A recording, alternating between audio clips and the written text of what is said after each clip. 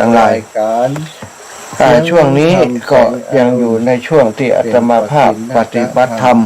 สมทานธุดงควัตรเพื่อจะสนับสนุนช่วยเหลือโรงเรียนขนาดเล็กโรงเรียนบ้านทุ่งโป่งแต่หลังจากที่ได้ประชุมกันแต่วันนี้ทางครูบาอาจารย์ก็ได้ร้องขอมอบงานภาระงานเกี่ยวกับการหล่อเทียนพรรษาไว้ฮือมีงานหลายอย่างที่จะต้องทำที่จะต้องดำเนินการก็คงจะกลับไปฐานที่ปักธงไว้นะคงจะได้ขยับเดินธุดงค์อีกสัก2 วันแล้วก็ถึงจะได้กลับมาปฏิบัติงานตามที่ครูบาอาจารย์ได้มอบงานไว้เนื่องจากว่าได้นัดหมายได้ตั้งใจในเส้นทางไว้แล้วว่าจะไปในเส้นทางนั้นเราก็จะไปแล้วก็ได้อธิษฐานขอยุดธุดงควัตรสำหรับปีนี้ไว้ก่อนตามเหตุผลที่ได้กล่าวไปศรัทธาญาติโยมพบปะกันตอนเจ้านี้นะก็ศรัทธาปล่อยแม่บางท่านก็ยังนอนอยู่บางท่านก็ตื่นขึ้นมาแล้วแต่กี้มีคนตื่นทักทายเข้ามาถามเรื่องการเรื่องงานธุดงควัตรเนี่ยนะคงจะได้ร่วมบุญหรือว่าได้รอไทยถามอะไรอย่างสักอย่างหนึ่งศรัทธาญาติโยมพบปะกันก่อนที่จะนำสารธรรมเรื่องราวต่างๆเรื่องงานธุดงควัตรมาจาเนาะคงจะความคืบหน้าของการประชุมว่าได้รอเรื่องของการหาทุนสนับสนุนโรงเรียนขนาดเล็กก็มาไปพระสวดมนต์กันเสร็จก่อนนะกราบพระพร้อมกันเด้อกราบพระพร้อมกันเด้อพุทโธเมนาโถกราบ2ธัมโมเมนาโถกราบ3สังโฆเมนาโถอิมินาสการเรนะพุทธังอะภิปูชยามิอิมินาสการเรนะธัมมังอะภิปูชยามิอิมินาสการเรนะสังฆังอะภิปูชยามิอะระหังสัมมาสัมพุทโธภะคะวาพุทธังภะคะวันตังอะภิวาเทมิกราบสวากขาโตภะคะวะตาธัมโมธัมมังนะมัสสามิกราบสุปฏิปันโนภะคะวะโตสาวกสังโฆสังฆังนะมามิกราบนะโมตัสสะภะคะวะโตอะระหะโตสัมมาสัมพุทธัสสะนะโมตัสสะภะคะวะโตอะระหะโตสัมมาสัมพุทธัสสะนะโมตัสสะภะคะวะโตอะระหะโตสัมมาสัมพุทธัสสะพุทธังสารนังคัจฉามิธัมมังสารนังคัจฉามิสังฆังสารนังคัจฉามิตุติยัมปิพุทธังสารนังคัจฉามิตุติยัมปิธัมมังสารนังคัจฉามิตุติยัมปิสังฆังสารนังคัจฉามิตติยัมปิพุทธังสารนังคัจฉามิตติยัมปิธัมมังสารนังคัจฉามิตติยัมปิ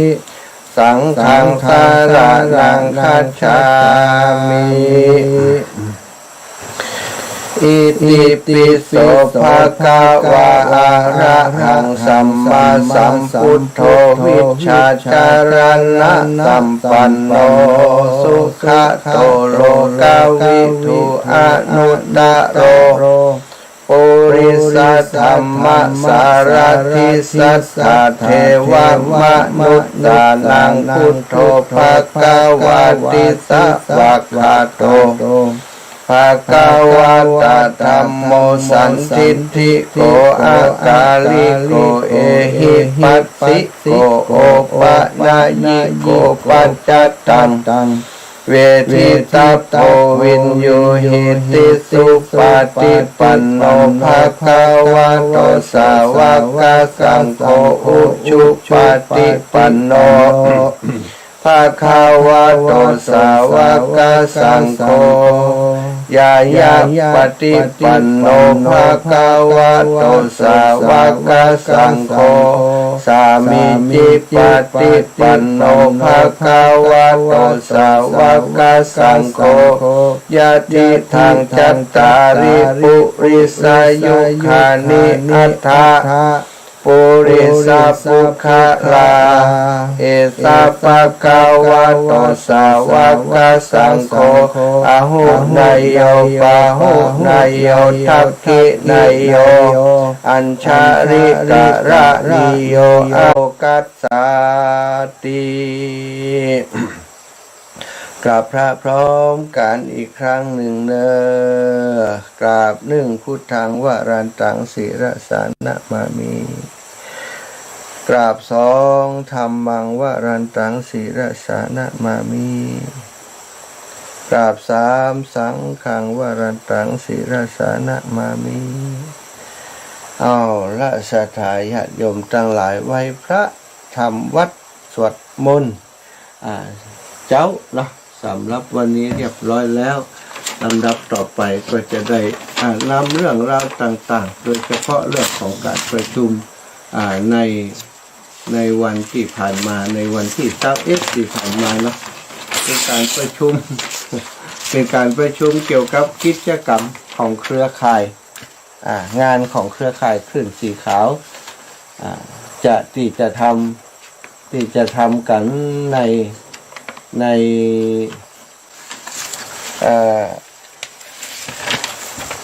นปีนี้นะในปีนี้ก็คือกิจกรรมหลอดเทียนวัดสาหลอดเทียนนั้นสำหรับจะไปตานเข้าวัดสาซึ่งได้กำหนดวันมาเป็นที่เรียบร้อยแล้วศรัทธาญาติโยมซึ่งก็จะได้แจ้งให้ศรัทธาญาติโยมได้รับทราบต่อไปแต่ก่อนที่จะอู้ถึงเรื่องของรายละเอียดต่างๆนะ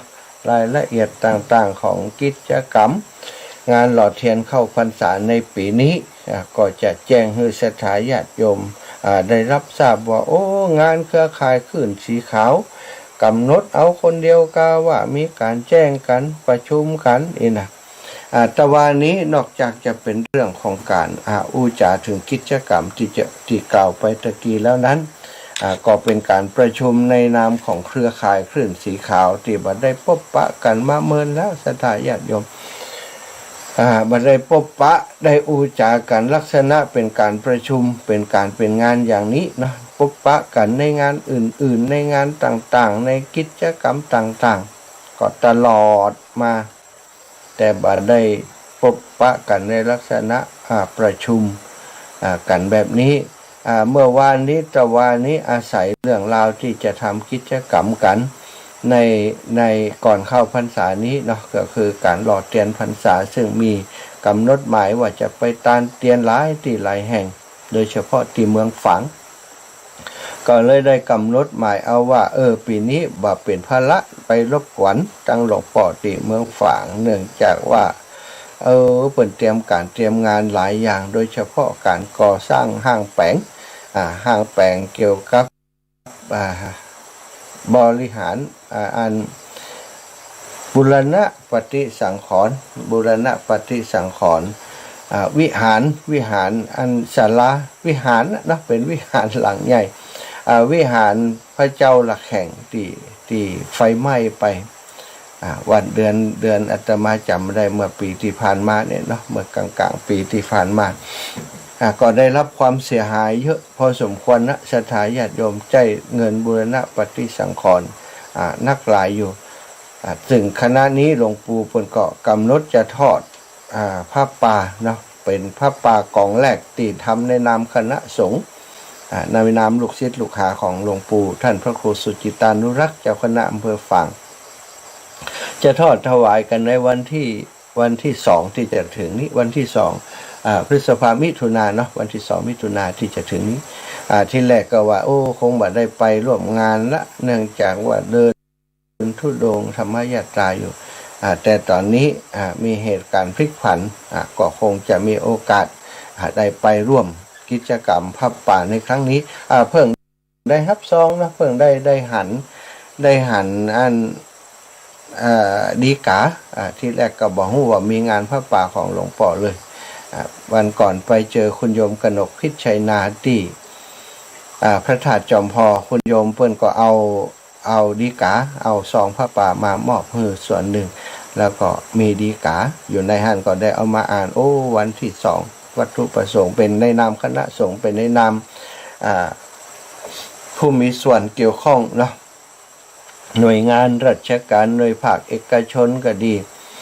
องค์กรต่างๆจะได้ร่วมกันเป็นเจ้าภาพมาตานพระป่าที่วัดพระบาทอุดมน้ำบ่อสวาในวันที่2มิถุนายนที่จะถึงซึ่งอาตมาในนามคลื่นสีขาวพร้อมกับครูบาอาจารย์หลายรูปหลายองค์หัววัดต่างๆก็จะไปร่วมบุญกับหลวงปู่เปิ้นด้วยก็จะแจ้งให้ครูบาอาจารย์ในที่ได้ฮู้จักมาคุ้นกับหลวงปู่เนาะได้รับทราบแล้วก็ปากกันไปและศรัทธาญาติโยมก็ช่วยกันไปช่วยกันมา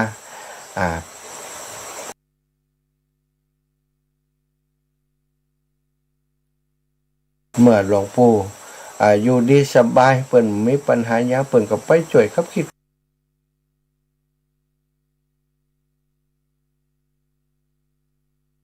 ครับป่วยศรัทธาญาติโยมวัดว่าอารามเปิ้นต้องได้อุบัติภัยเนาะไฟพิบัติขึ้นในวัดวาอารามของเปิ้นเกิดความเสียหายก็ต้องซ่อมแซมบูรณะปฏิสังขรณ์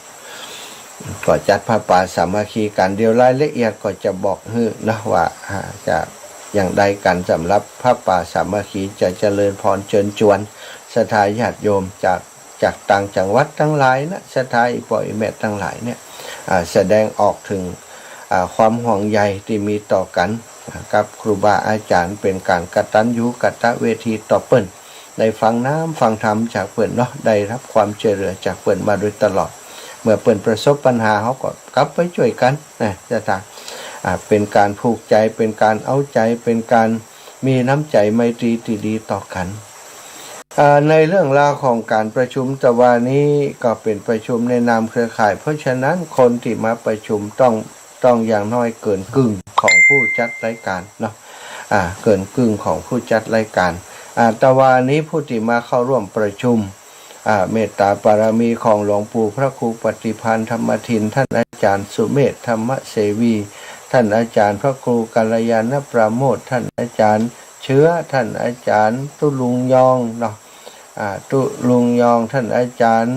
มหาเสาแก้วท่านอาจารย์ตุปีวันใหม่ท่านอาจารย์พระสาธิตธีระปัญโยเนาะท่านดร.จิรศักดิ์ฟันลำท่านผอ.วิทยาลัยสงฆ์นครลำปาง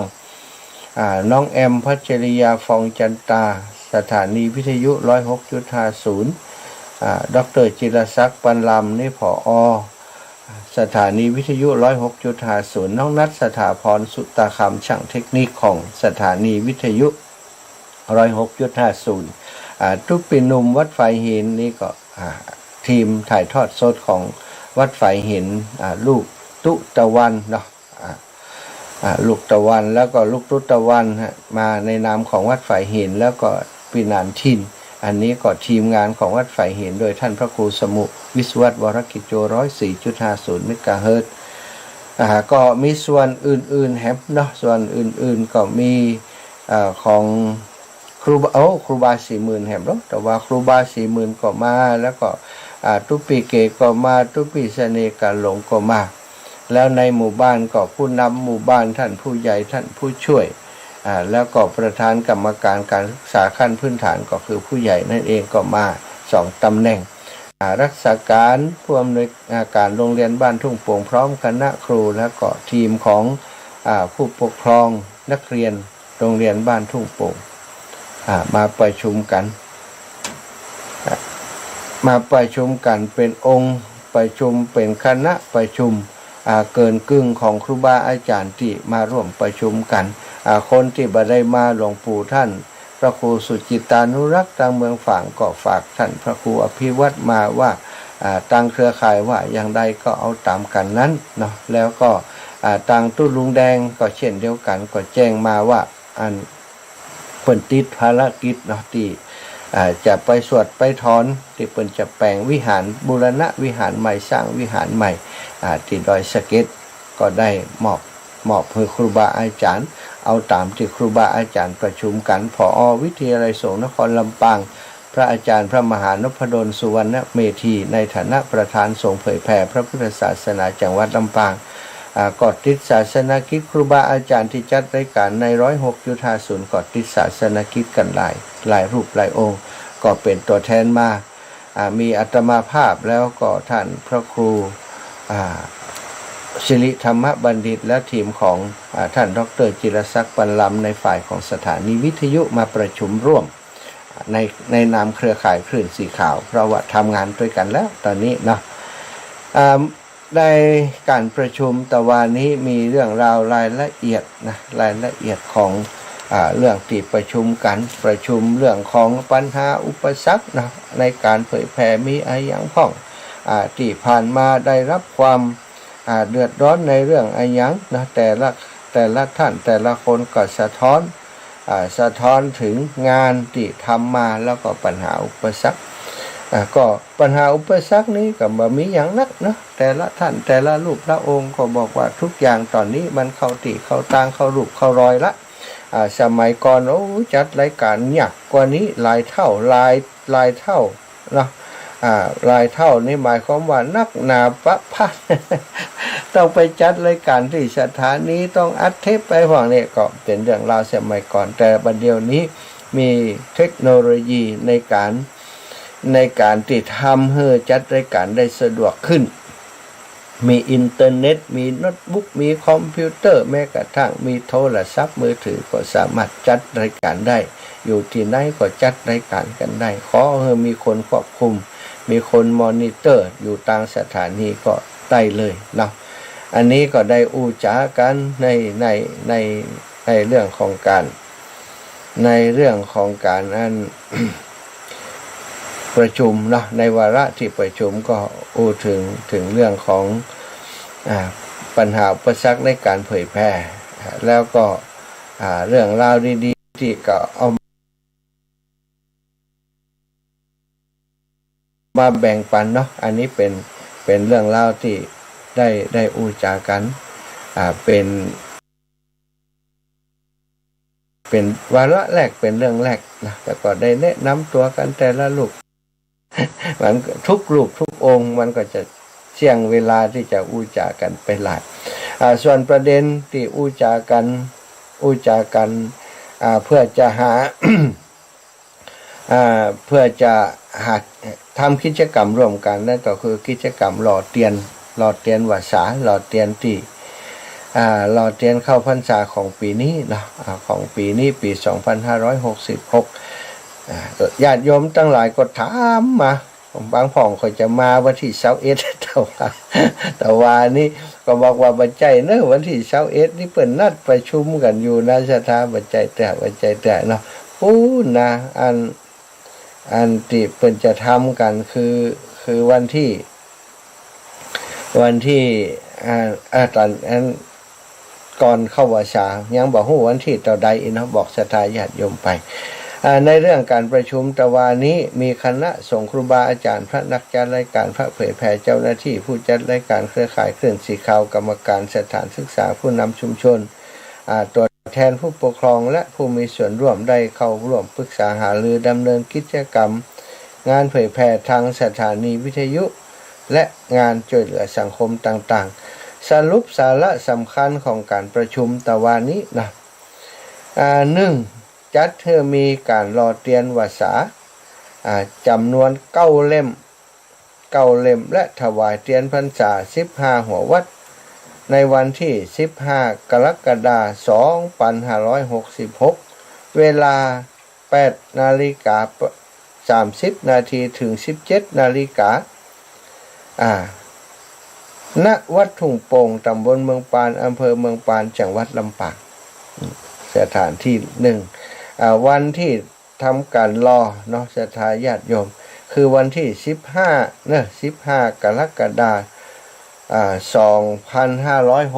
2566 15กรกฎาคมนี้ก็ตรงกับวันเสาร์พอดีนะศรัทธาอีปล่อยแม่ตกวันเสาร์พอดีเนาะเอาจับแต่เนาะจับยามจับแต่จะว่าวันที่15มาหลอดเตียนเนาะได้ยอดพระป่าต่อได้จะได้บางพ่องเก่งไว้วันที่16เองนะ บางพ่องได้สั่งมาว่าท่านนั้นเอาไปถามเขาไปร่วมงานหลอดเตียนที่หนาที่วัดตรงปงโอ้ท่านนั้นอาจารย์ถ้าตรงกับวันที่1วันที่16นี่ข้าเจ้าบ่ได้ไป อันนี้สนองแล้วนะวันที่15นะวันที่15เป็นวันเสาร์เดือนกรกฎาคมเนี่ยจะวันนี้เดือนพฤษภาเนาะวันที่22พฤษภา2566ก็เดือนปลายสถาเดือนเกิงกับเดือนกับแหม20วันแหม20กว่าวันเดือนกับแหม20กว่าวันที่จะมีการหลอดเตียนเนาะมีเวลาแหมประมาณนี้ที่จะประชาสัมพันธ์ให้ศรัทธาญาติโยมได้รับทราบนะได้รับทราบก็จัดให้มีการหลอดเตียนนะ9 เล่มนะศรัทธา9 เล่มเอาเลขเป็นมังกรมงคลแล้วก็ถวายหัววัดถวายเทียนจำนำพรรษาเนี่ยถวายหัววัดเนี่ย15หัววัดในวันที่15กรกฎาคมหัววัดที่จะมาฮับเตียนนี่ก็จะเป็นหัววัดในพื้นที่เนาะในพื้นที่ของงานอำเภอเมืองปานแล้วก็ในเมืองลำปางของเฮาส่วนหนึ่งอันนี้ก็ครูบาอาจารย์ได้มอบหมายให้อาตมาเป็นผู้ดูแลเรื่องหัววัดในการนิมนต์ในการจัดเตรียมต่างๆที่จะถวายหัววัดหลอดเทียน9 เล่มเนาะสาระสำคัญก็คือหลอดเทียน9 เล่มหลอดในวันที่15กรกฎาคม2566และในวันนั้นนั่นเองจะมีการถวายเทียนหัววัด15หัววัดสถานที่จัดงานคือวัดทุ่งโป่งตำบลเมืองปานอำเภอเมืองปานจังหวัดลำปางวัดกับโรงเรียนติดกันเนี่ยสถานเวลาก็8 นาฬิกา8 โมงเกิงไผมาก่อนได้รอก่อนเนาะ8 โมงเกิงถึง5 โมงถึง5 โมงพุ่นนะดูต่างวันค่ำดูต่างกินต่างตานกันเนาะณวัดทุ่งโป่งตำบลเมืองปานอำเภอเมืองปานจังหวัดลำปางกำหนดการเดินทางไปถวายเทียนพรรษาและอันนี้ก็คือวันที่กำหนดการเดินทางไปถวายเทียนพรรษาเทียนจำนำพรรษา9 เล่มที่เฮารอกันในวันนั้นเนี่ยนะประดับประดาตกแต่งเตรียมอย่างเรียบร้อยแล้วเฮาจะเอาไปถวายที่วัดพระบาทอุดมน้ำบ่อสาวาตำบลเวียงอำเภอฝางจังหวัดเชียงใหม่ในวันที่13 สิงหาคม13 สิงหาคม2566เวลา14 นาฬิกาถวายเทียนวัดพระบาทอุดมน้ำบ่อสาวา9 เล่มด้วยกันเนาะแล้วแต่ครูบาอาจารย์ท่านเจ้าจะนิมนต์ที่ไหนมาฮับในวันนั้นวัตถุประสงค์ในเรื่องของการจัดงานในครั้งนี้เนาะจุดประสงค์หรือว่าวัตถุประสงค์ของการรอเตียนในครั้งนี้นะก็เพื่อจะหาทุนสนับสนุนเป็นการใช้จ่ายค่าไฟบำรุงสถานีวิทยุ 106.50มจรส่วนหนึ่งตอนนี้ก็ได้หาทุนสนับสนุนไปส่วนหนึ่งแล้วนะก็ได้พอสมควรนะคงจะอยู่ได้ไปแหมสัก 3-4 เดือนเนี่ยศรัทธาญาติโยม แต่ว่าอนาคตมันก็ต้องเดินทางไปตลอดนะสถานีวิทยุมันก็ต้องมีน้ำเลี้ยงมีทุนในการที่จะจ่ายค่าน้ำค่าไฟค่าใช้จ่ายของสถานีปัจจุบันนี้เนาะทางส่วนกลางเปิ่นก็ดูแลมาส่วนหนึ่งแต่มันก็บ่ทั่วถึงบ่เพียงพอนะแม้กระทั่งค่าน้ำค่าไฟที่ได้ใช้จ่ายที่ผ่านมาก็ได้รับการอนุเคราะห์สงเคราะห์จากทางมูลนิธิวัดบุญยวาสวิหารเปิ่นซึ่งก็เป็นมูลนิธิที่มีวัตถุประสงค์ในการบูรณะปฏิสังขรณ์วัดวาอารามเปิ่นเงินที่เข้ามูลนิธิแต่ละปีและดอกผลก็มีบรรณักศรัทธาญาติโยมบ่เพียงพอที่จะเอามาดูแลสถานีก็จำเป็นนั่นจะต้องปล่อยวางภาระธุระมาให้กับทางมจรรับผิดชอบตัวเองก็ได้ต้องรับผิดชอบดูแลเนาะแล้วก็สถานี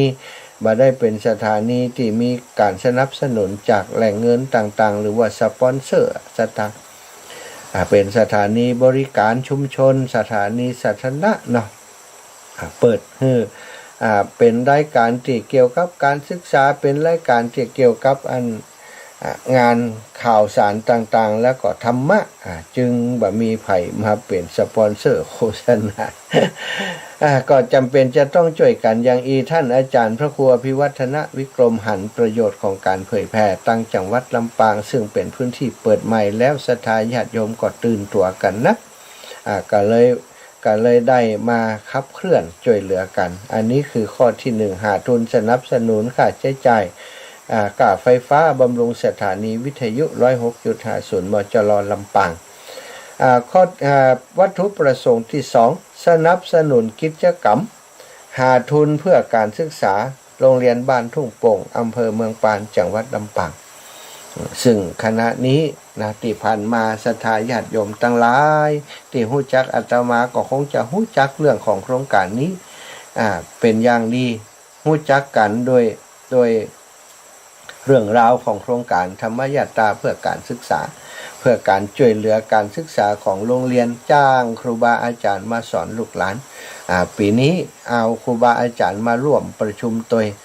ซึ่งก็ตะวันนี้ครูบาอาจารย์ตั้งหลายเครือข่ายคลื่นสีขาวก็ได้หันลูกหลานที่เป็นคุณครูเป็นซักรักษาการเป็นคุณครูอัตราจ้างของเขตก็ดีและก็ครูอัตราจ้างของที่เฮาจ้างกันแฮม3 คนได้หันหน้าค่าตาได้หันงานที่ลูกหลานเขาได้ทำเนาะในโรงเรียนบ้านทุ่งโป่งที่ผ่านมาหลายคนก็คงจะอินดูละอ่อนเขาเนาะละอ่อนไว้รุ่นกันอยู่ใช่ไหมอายุยังบ่ถึง40 สักคนประมาณ30สาวฝ่าย30เนี่ยแล้วก็ช่วยกันประคับประคองโรงเรียนขนาดเล็กโดยความฮักโดยความเอ็นดูเด็กๆในชุมชนบางคนนี้เงินเดือนไม่ใช่พอกินนะสถาแต่ว่า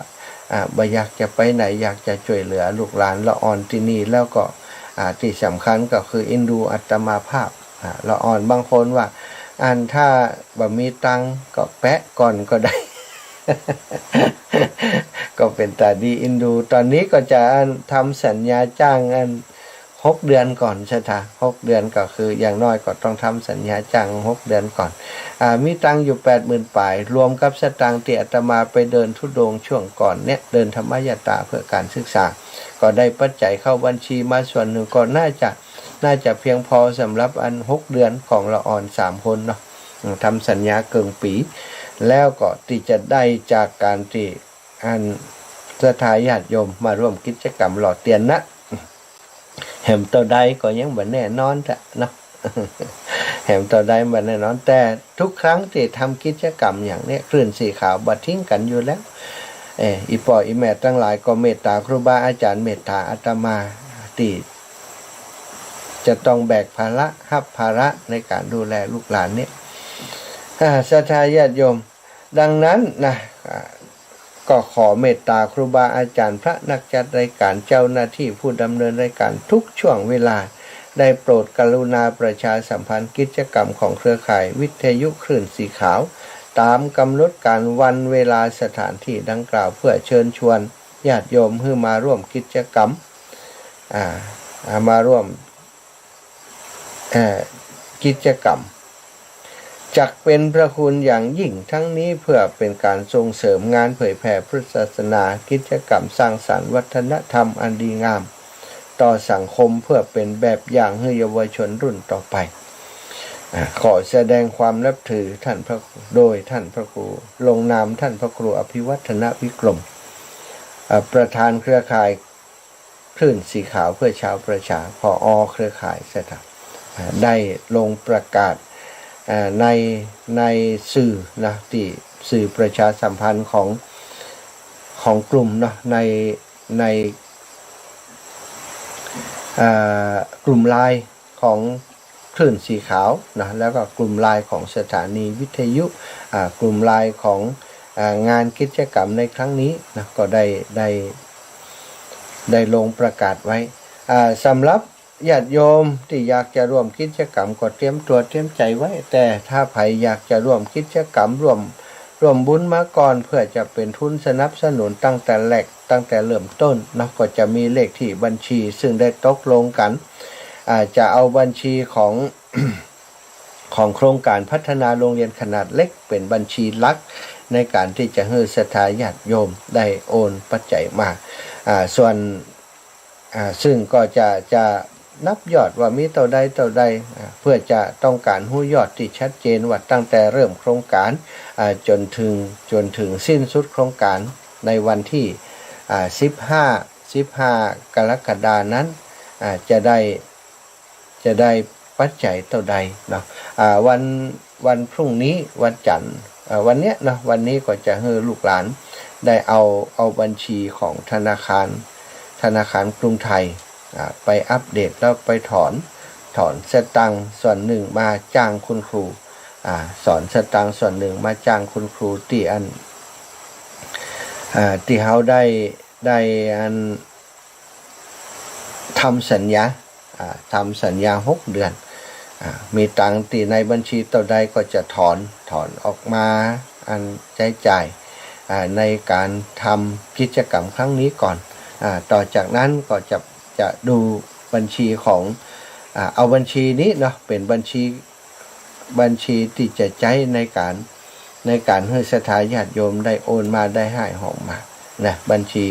5363034255บัญชีนี้จะเป็นบัญชีหลักในการที่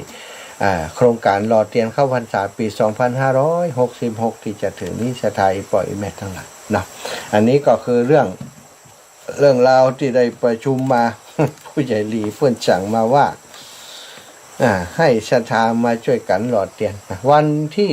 15เนาะเอาละศรัทธาญาติโยมเพื่อจะเซฟเสียงนะยาว2 ชั่วโมงเดี๋ยวจะมดเสียงแห้งก็จะแบ่งปันศรัทธาญาติโยมได้โทรมามาพ่องตื่นเช้ามาก็รอแห่จะโทรมาหากันนะฟังจากที่ไหนตั้งใดเสียงวันนี้อาจจะดิบไปสักหน่อยเพราะอย่างศรัทธาระบบวินแอมนะของวินแอมระบบที่ใช้ถ่ายทอดวันนี้นั้นบัดสามารถจะเชื่อมเข้ามิกนะมันจะมีมิกแฮมตัวหนึ่งซึ่งปกติใช้นี่เสียงมันจะนุ่มนวลกว่านี้หน่อยนึงแต่วันนี้เข้ามาโปรแกรมมันตัวนี้มันจะเปิดห้องว่ามันจะลุดนะมันจะลุดหรือว่ามันจะอัปเดตเป็นช่วงๆเนี่ยพอมันอัปเดตตัวนั้นก็หายไปฉะนั้นอาตมาจะต้องติดตั้งแฮมใหม่ทีนี้ตะกี้นี้มันตื่นอย่างว่านั้นนะตื่นเจ้าตี 2 2:35โอ้มอยะอย่างอื่นอยู่เหลือเวลา10 นาทีมาดูมาพอเข้าโปรแกรมมาเป็นว่าโปรแกรมที่ผ่านมิกนี่มันหายไปก็จะมาติดตั้งทันทีมันก็จะเกิดปัญหาว่าบัตรตันออกอากาศบัตรตันออกรายการจะจ้าไปก็เลยออกอากาศโดยบ่ผ่านมิกเนาะสถาก็คงจะฟังชัดเจนอยู่ก็ไปฟังบ่ชัดก็โทรมาเนอะ0808844173พอแล้วใครจะมาเบอร์แรกจะเป็นผู้โชคดีเบอร์แรกวันนี้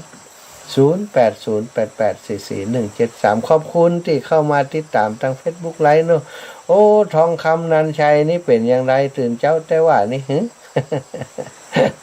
ปอเลี้ยงใหญ่อยู่กรุงเทพกรุงไทยวันนั้นมาเยี่ยมคุณแม่เพื่อนแม่อุ้ยน้องเฮกเกอร์นะกราบไหว้สาท่านพระอาจารย์สาธุสาธุมีหลายท่านด้วยกันตะกี้หันแม่ศิรินทิพย์นะก็ตื่นเจ้าเหมือนกันโยมแม่ศิรินทิพย์รับชมอยู่โยมแม่อยู่กรุงเทพคุณนะถ้าจัดรายการถ้าบ่ได้ไลฟ์สดอีแม่เพิ่นก็ฟังจากวิทยุออนไลน์อีแม่นี่เก่งหลายอย่างโยมแม่มาตัวเนอะรอเตียนพรรษานี่นะ อยากจะหันโยมแม่มาแอวให้เนอะแม่ศิรินทิพย์อยู่กรุงเทพมหานครเจริญปอนโยมแม่จันศรีสุขาแจงหัวลินเตรียมอันบลิ้นจีมาตัวเนอะเจ้าเนี่ยฟังใจให้จัดการแล้วเจ้าชัดเจนดีอยู่เลยชัดเจนเนาะเสียงบ่มีปัญหาเนาะแม่เนาะบ่มีเจ้าโอ้ดีแล้วโอ้โน้ตบุ๊กอันนี้ก็ใจได้จัดดีรู้นี่วันที่2ปะกันอยู่เนอะบัดเดี๋ยวนี้วันที่2ปะกันอยู่วันที่2จะไปหาหมู่อีแม่ไปหาหลวงปู่อยู่จะปาศรัทธาไปกับศรัทธาเอาศรัทธาไปร่วมพระป่าด้วยเปิ้นตัวแม่เจ้าปะกันที่เมืองฝางบลิ้นจีก็ล่างสุขดีแล้วกันเจ้าล่างจะรับต่อก็เสียงสีใครรับอยู่ พี่น้องเมืองฝางตื่นแล้วนอนหลายท่านหลายคนศรัทธาทั้งเมืองฝางเจริญพรโยมแม่ดาราวัดกาศเจ้าแม่ก็เหมือนเราได้ได้แจกกันวันนี้แม่ขอกับตัวกระหมูม่วนแก้ม่วนหวานเนอะม่วนก็ม่วนก็มาหากันนะวันที่15จำโอ้ยแม่ได้แม่ขอบคุณมากเลยเจ้า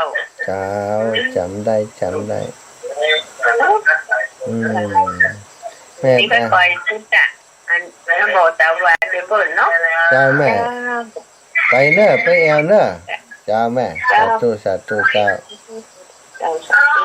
เจ้าวันหลังใครโทรมาขออนุญาตให้ปิดวิทยุมันดึงเสียงกันโทรศัพท์ของเฮานี่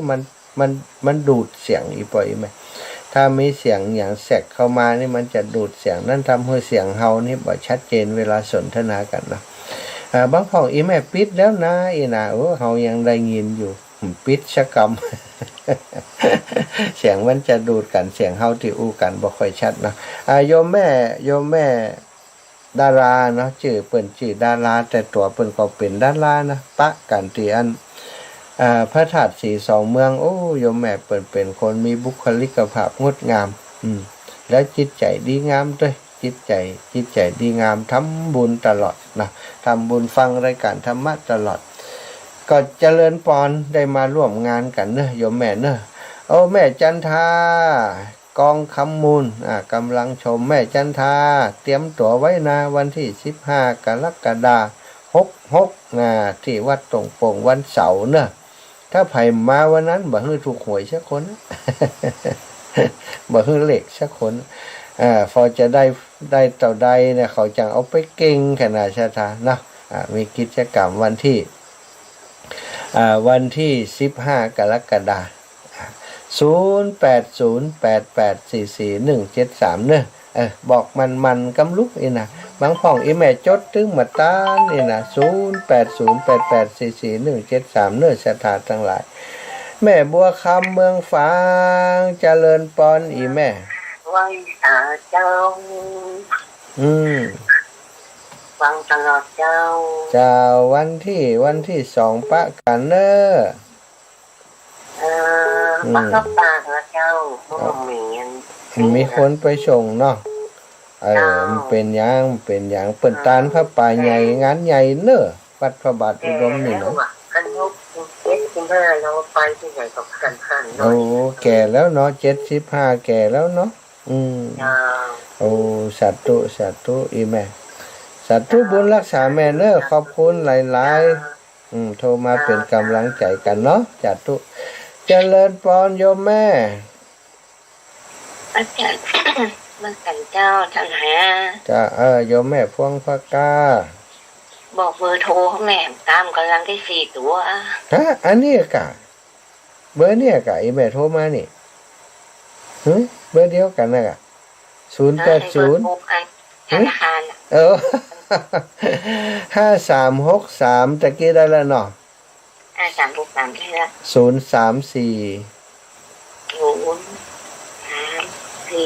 255 กระจับเจ้าอีแม่นั่นแหละนะเจ้าแม่เจ้าถ้าวนไปวันใดแล้วแม่จะโทรหาท่านนะเจ้าแม่วันนี้จะเอาไปปรับก่อนแหมสักวัน2 วันก็ได้เนอะแม่เนอะเจ้าสัตว์ตู้สบายดีแม่เจ้าสบายดีเจ้าแม่มันกลับมาวันที่11จ้ะกลับมา11 12ออกเดินเดี๋ยวนี้ก็จะขออนุญาตเดินอันคือมันจบเตียนัดสถาญาติโยมไว้แหม2 วันก็จะพักผ่อนละแม่เตรียมงานเรื่องนั้นเตรียมเตรียมสปะแม่เจ้าสัตว์ตุเนอะ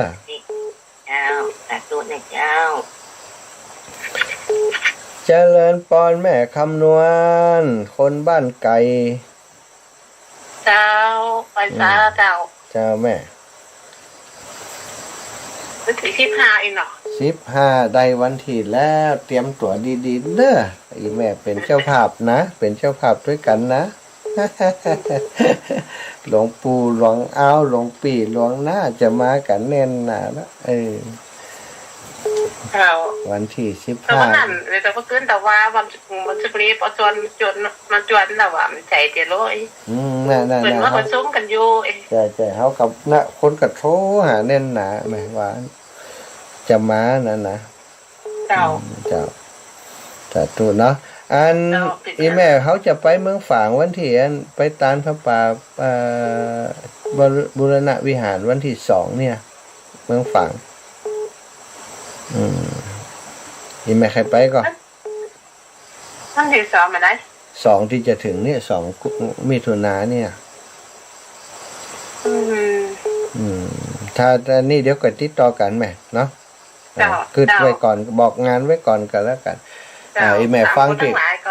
อีแม่ฟังครูบาอาจารย์เป็นอันนี้เปิ่นก็ถือว่าเป็นงานสำคัญเหมือนกันนะเนาะเพราะมันเปิ่นจัดครั้งเดียวนะพระป่านี่นะนอกจากนั้นก็วันนี้เปิ่นจัดในนามของงานคณะสงฆ์แล้วก็ทั้งหมดคนเมืองฝั่งทั้งหมดมาช่วยกันของเฮาก็จะไปช่วยเปิ่นเขาอีกนะเจ้าแม่เจ้าแม่จะท้าเขาก่อนเด้อเจ้าแม่ก็ฟังจากหลวงปู่เปิ่นด้วยเนาะสาธุเนอสาธุบุญรักษาเจ้าแม่เจ้าแม่สาธุขอบคุณคนบ้านเฮาบ้านดินดำเนาะอีแม่เจริญปอนเทพเสด็จแม่นวลบ้านกำแพงหินเจ้าแม่เจ้าโยมแม่จ้าถูกว่าคืออยู่วัดตรงโปงกับเจ้าเดี๋ยวนี้ตอนนี้อยู่วัดตรงโปงอีแม่วันนี้ก็จะเข้าเมืองไปทำภารกิจแถม2 วันแล้วก็จะพักเรียกว่าอันเดินทุดงอยู่กันปิกมางานหลายอย่างอีแม่มางานนั้นหลวงปู่ดอยแล้วก็หลวดมางานท่านพระครูกิติอัธวิทย์ที่วัดหลวงเมืองปานงานศพเนาะแล้วก็มาประชุมตะวาเนี่ยเจ้าแม่ขอเป็นกำลังใจให้ลูกนะลูกสาธุแม่มีจุกนะเจ้าสาธุจ้าจะเลินป้อนบ่ได้ป้าอีป่อเมินแล้วเนี่ยไปสาข้าวพวกนั้นประเสริฐวันนี้เด็กเขาพวกนั้นประเสริฐน้าน้อยคนเสียงแจ๋วได้ยินเสียงในรถดีใจเขาเนาะอยู่ไกลกันเนาะตึมหันหน้ากันตั้มเดียวเนี่ยกันไกลใช้จะน้อยแล้วป่อว่าสักวันอะไรจ้าป่อทิมดีได้ป้ากันยุ่มหูรอเตียนนี่ทิมดีได้ป้ากันหูครับของลูกดีมีชุกอันนี้วันนี้ยับลงจนไปนะครับหักษาสุขดีครับนี่สาธุบุญรักษาเนื้อปอเนอ ครับไว้สาครับตอนนั้นประเสริฐน้าน้อยเมืองนั่นบุญนาสถานแม่ว่ายังได้แม่น้อยสะเก็ดแม่ลูกมาใช่ลูกจะมาแค่เมื่อใดมูดไอ้แม่ไปอย่างพูดเนาะเตรียมงานอันนี้อยู่น่ะเตรียมงานอันได้ลูกอย่าทำบุญไงวันที่15 เดือนเปิดรอเตียนวันที่15 กรกฎาคมน่ะแม่กระดักเดือนนี้แม่อยากหาลูกฮะแม่เคยไปหาลูกก็มากับจนอาจารย์พิพัฒน์มากับก็อันได้ชวนมาจากในร้านแม่เป็นคนโยกที่จะแก่แบบอินดูจะไปอาจารย์ถ้าไปถูกนะถ้าเหมาโลกคนนั้นไปก็จะมาถูกกับก็พูดติดตังโอ้บันทึกเปิดทุ่งบอกต่างมาอำเภอเมืองปานถูกกับจบข่าวเดี๋ยวนี้มันกระดักโลกทำบุญอ่ะกรกฎาคมแม่จ้ะวันที่อยากโลกวันที่15แม่แม่จะชวนอาจารย์แม่กันนอนลงเนาะเจ้าสัตว์เนอถ้าแบบไปแม่จะโทรหาลุงกันไปเนาะเจ้าไปกระเทียมไม่เข้าไปหมอไม่เข้าเขาเป็นช็อกกันมาถึงนั่นแหละไม่เท่าคนเท่าคนแก่เป็นประมาณหลายสัตว์ปันการคนน้อยจะไหว้สาครับเจ้าพระจ้ะครับโอ้แต่ว่านี่โอสุมาตัวเนอร์มาได้ไปร่วมเนาะครับอยู่จัดรายการคนนึงก็ยังดีละเนาะครับก็อย่าได้ก็เป็นกำลังใจท่านอาจารย์มหาเสมอนะครับบอกเคยลืมนะครับครับผมวันที่15นี่ต้องเป็นกระบอกเสียงเพเนอร์มาเป็นโคชกด้วยกันเนาะครับผม15 กรกฎาคมถ้าปฏิทินอย่างจะไปช่วยนะครับครับผมวันที่2ผมจะขึ้นไปเมืองฝางไปพระป่าหลวงปู่เปิ้นพระป่าบูรณะวิหารพระละแข็งนะอาจารย์ครับครับผมยังเป็นกำลังใจท่านอาจารย์มหาเดินทางไปไหนก็สวัสดิภาพปลอดภัยนะครับครับผมไวสาปารมีสาธุครับญาติโยมทั้งหลายตอนนี้ขออนุญาตพักเบรกแล้วเนอะศรัทธาญาติโยมโทรมาในชั่วโมงหลังแหมจะแบ่งเวลาให้โทรแหมประมาณเหมือนเดิมเนาะ10 นาที15 นาทีประมาณนี้เนาะสำหรับชั่วโมงนี้ก็ขออนุญาตพักเสียงสักกำเนอะฟังเพลงธรรมะสักเพลงเนาะ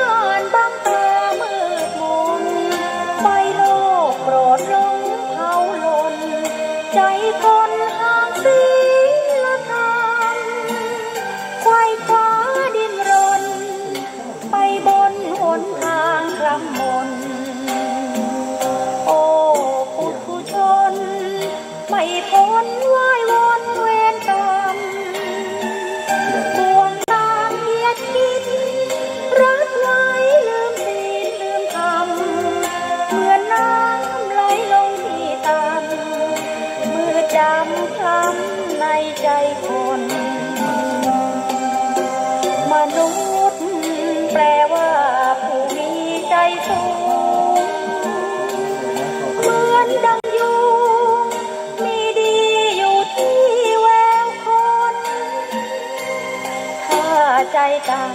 ำเป็นได้ก็แต่เพียงคน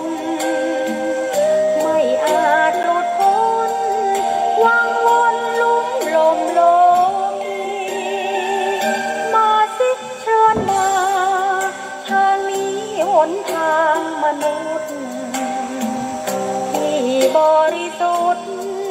ห่างความมัวชีวิตห่างโลกเวียนวนของคนลุ่มหลงโลกี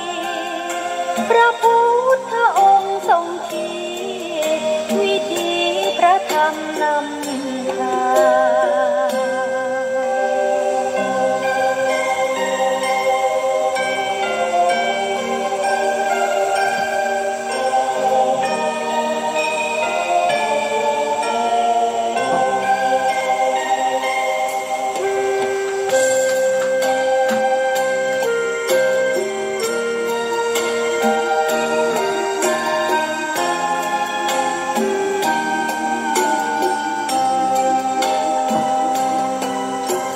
มนุษย์แปลว่าผู้มีใจสูงเหมือนดังยุงมีดีอยู่ที่แววค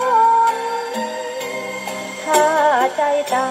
ำเป็นได้ก็แต่เพียงคนไม่อาจหลุดพ้นวังวนลุ่มลมโลกีมาสิเชิญมาทางนี้หนทางมนุษย์ที่บริสุทธิ์ห่างความมัวชีวิตห่างโลกเวียนวนของคนลุ่มหลงโลกีพระพุทธองค์ทรงชี้วิธีพระธรรมนำทาง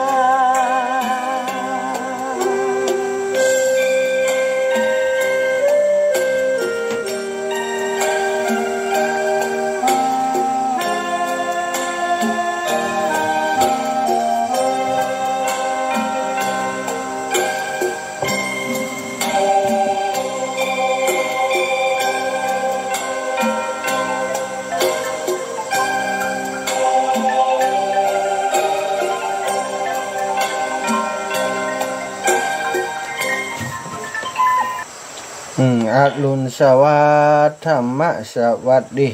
สดีกันในช่วงชั่วโมงที่2อีกครั้งหนึ่งศรัทธาญาติโยม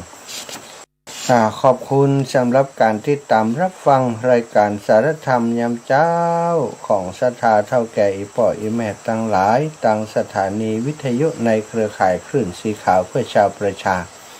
หลายสถานีด้วยกันที่ออกอากาศในช่วงเช้าของวันนี้ก็ต้องขอบคุณทุกสถานีเนาะ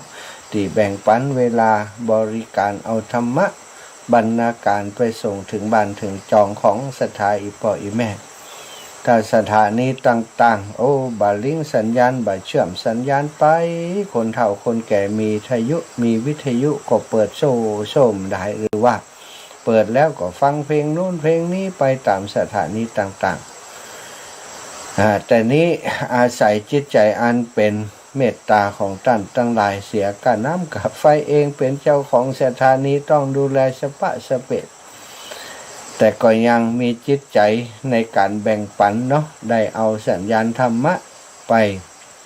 ส่งถึงบ้านถึงจองของผู้ฟังซึ่งเป็นแฟนรายการ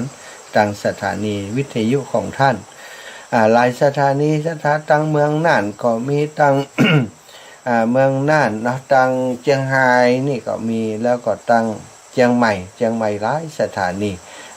พดไปถึงเมืองฝางชัยปราการแม่อายชัยปราการท่าตอนก็ฟังจากวิทยุคณะสงฆ์วัดพระบาทอุดมน้ำบ่อสวาโดยเมตตาของหลวงปู่ท่านพระครูสุจิตานุรักษ์ตั้งองค์ขลงในเมืองเนาะก็มีเมืองเชียงใหม่ 104.50 วัดฝายหินแล้วก็ตั้งใต้นะก็จะเป็นของห้วยตองซักนะแล้วก็หลายสถานีที่ลิงก์สัญญาณเชื่อมสัญญาณในช่วงนี้ที่ลำปางนี่ก็ของคุณดารุณีเนาะเชื่อมมาที่อำเภอเมืองปานนี่ก็ได้ยินนะจากตั้ง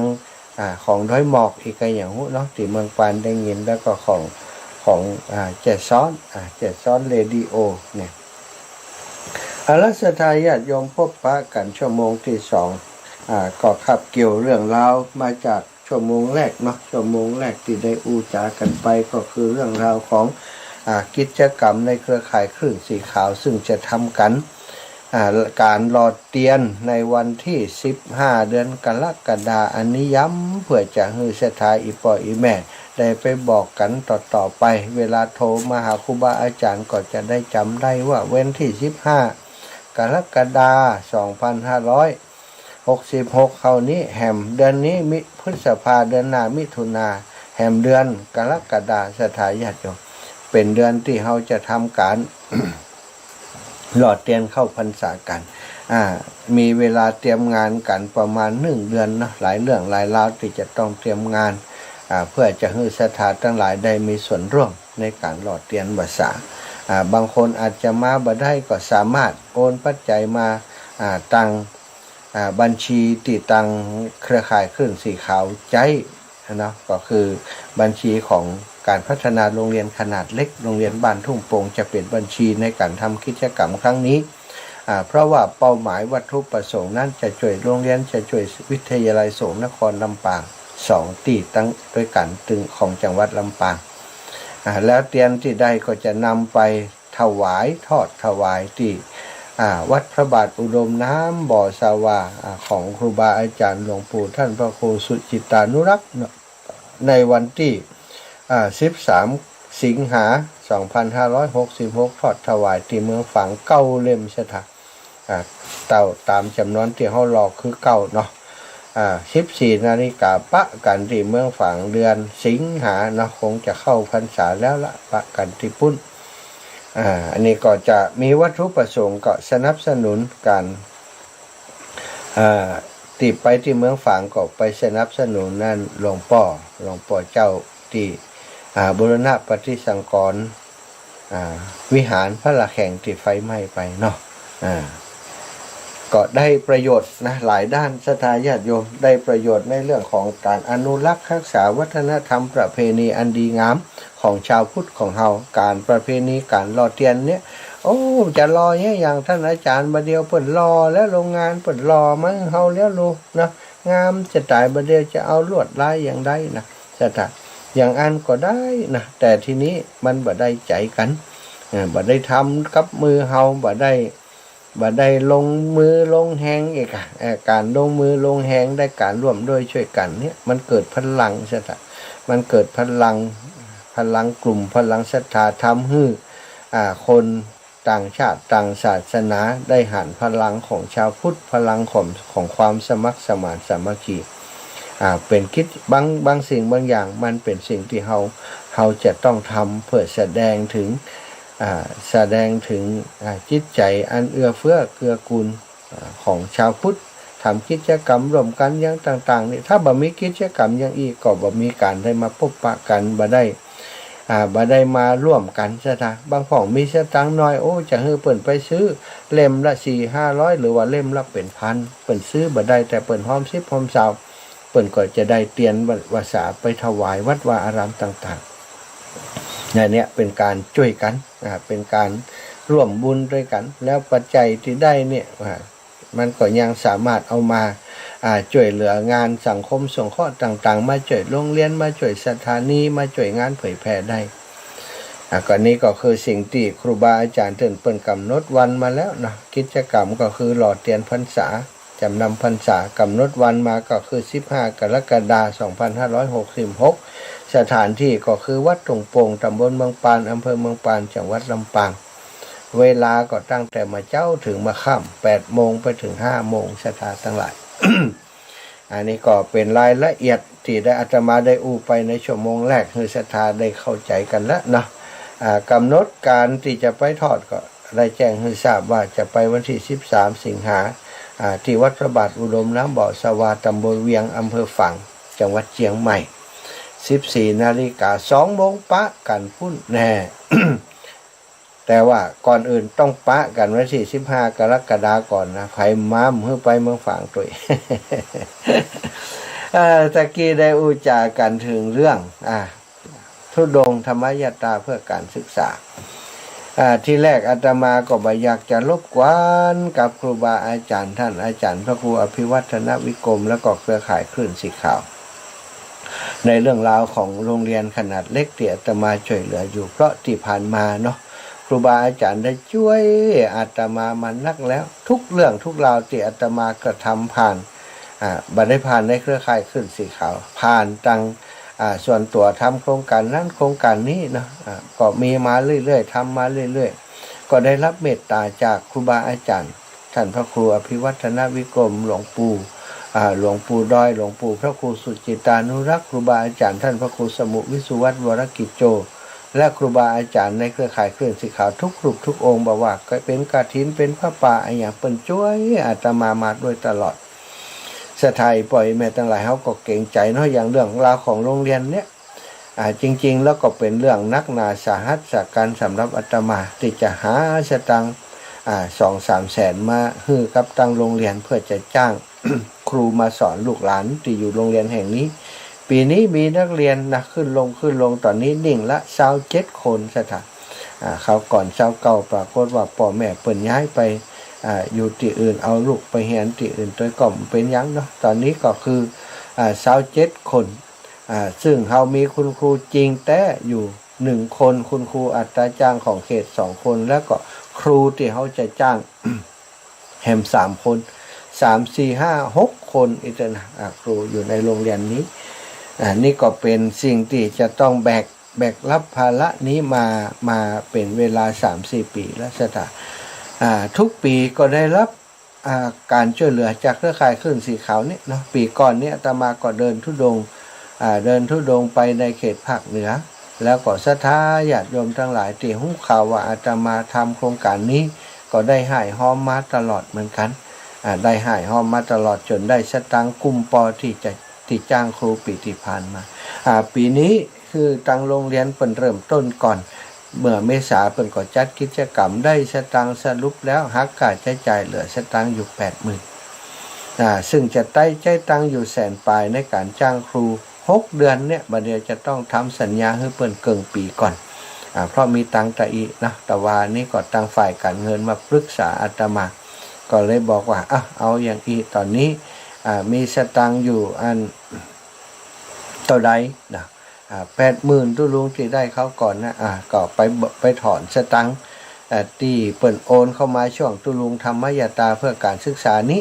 สตังค์อยู่ในบัญชีของเฮาและในกองทุนพัฒนาโรงเรียนขนาดเล็กธนาคารกรุงไทย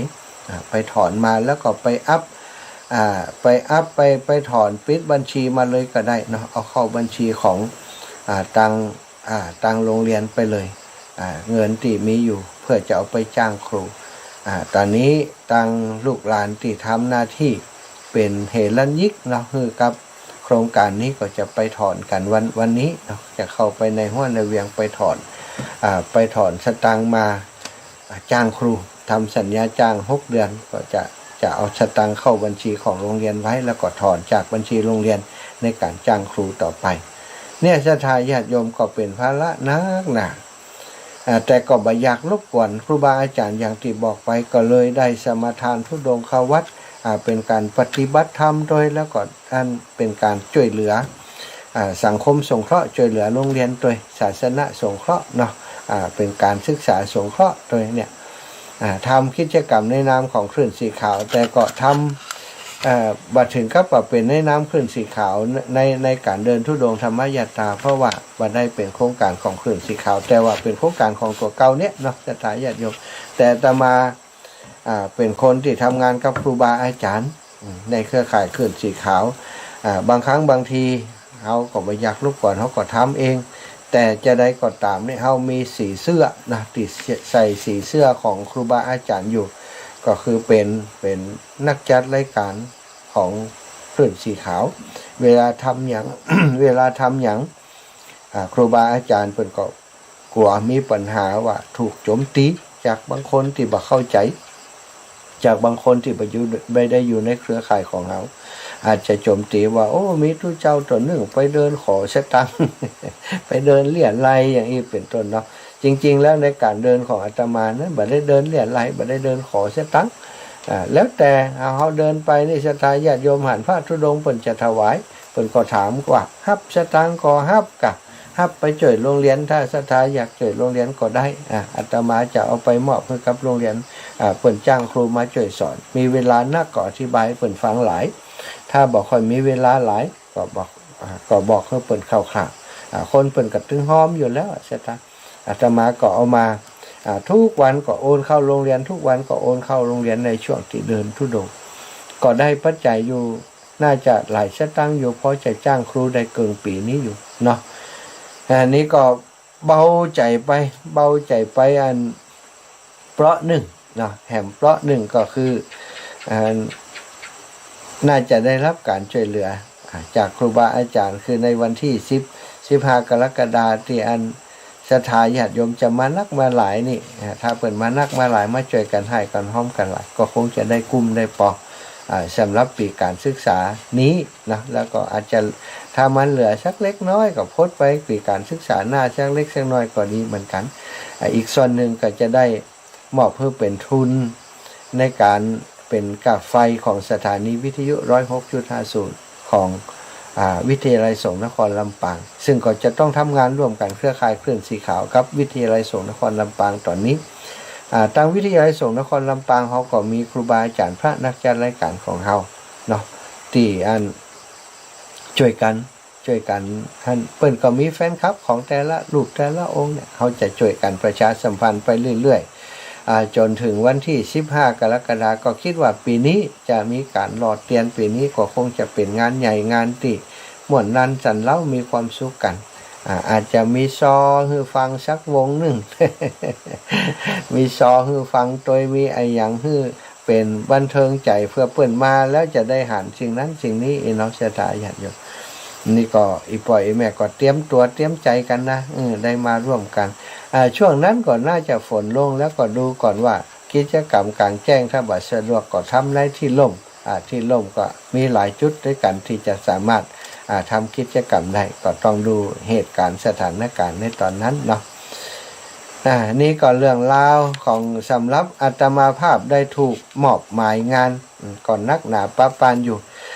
มอบหมายงานในช่วงเตรียมตัวเบื้องต้นนี้ก็คือการหาเตียนเก่าเพราะว่าจะต้องใช้เตียนเก่าเตียนเก่าเตียนใหม่เตียนเก่า60เตียนใหม่40นี่นะอันนี้ครูบาอาจารย์เพิ่นว่าสูตรในการหล่อเตียนวสาเนี่ยเตียนเก่า60เตียนใหม่ที่จะเอามาหล่อนั้น40จะเป็นสูตรที่เอามาหล่อแล้วมันจะแข็งจะนี้เร็วแล้วก็มันจะมีวิธีการอย่างของมันอยู่สถาญาติโยมก็เป็นรายละเอียดของการหล่อเป็นเทคนิคของการหล่อเตียนเนาะ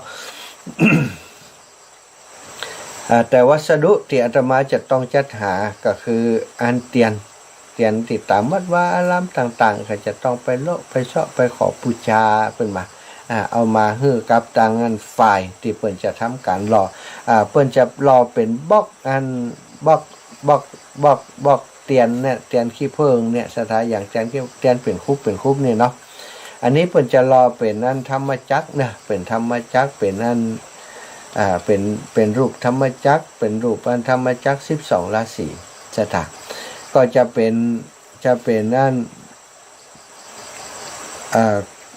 เตียนสถาทั้งหลายจะมาบูชา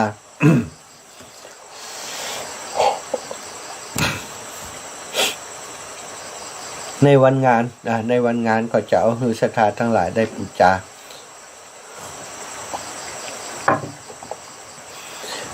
จะต้องเตรียมวั